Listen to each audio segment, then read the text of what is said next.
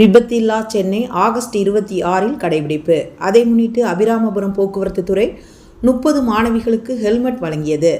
சென்னை ராஜா அண்ணாமலைபுரத்தில் உள்ள ராணி மெய்யம்மை மேல்நிலைப் பள்ளியில் போக்குவரத்து காவல்துறை சார்பில் விபத்தில்லா சென்னை நிகழ்ச்சி கொண்டாடப்பட்டது. நிகழ்ச்சிக்கு பள்ளியின் தலைமை ஆசிரியர் அமுதா தலைமை தாங்கினார்.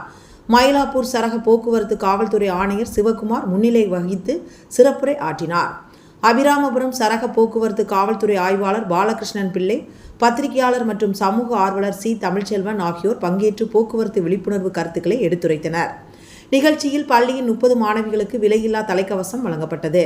நிகழ்ச்சியில் போக்குவரத்து காவலர்கள் முத்துராஜ், பிரபாகரன், கதிரவன் மற்றும் தியாகராஜன் ஆகியோர் கலந்து கொண்டு ஒருங்கிணைப்பு செய்தனர். நிகழ்ச்சியின் நிறைவில் சாலை போக்குவரத்து விதிமுறைகளை கடைபிடிப்போம் என்ற உறுதிமொழியினை மாணவிகள் உட்பட நிகழ்ச்சியில் கலந்து கொண்ட அனைவரும் எடுத்துக்கொண்டனர். வின் எக்ஸ்பிரஸ் செய்திகளுக்காக சி. தமிழ்ச்செல்வன். ஆட்டோ கிலோ ஏன் அது 115 அடி ஆழத்தில் போடுறோம் தான். மேலே போட்டோம்னா இந்த ஆட்டோக்காரங்க உள்ள நுழைஞ்சாலும் நுழைஞ்சிருவாங்க.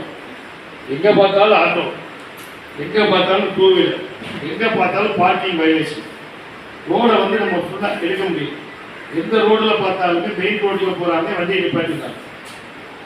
வண்டியை நிப்பாட்டுறதுனால நான் ஒரு நாள் இரவு பணியில் இருக்கிறப்ப எனக்கு ஒரு தகவல் வருது. இரவு பணினா எனக்கு இந்த சென்னை மாநகரம் பூரா நடக்கக்கூடிய போக்குவரத்து சம்பந்தப்பட்ட விபத்துகளுக்கு அன்றைக்கு நைட்டுக்கு நான் தான் போகுது.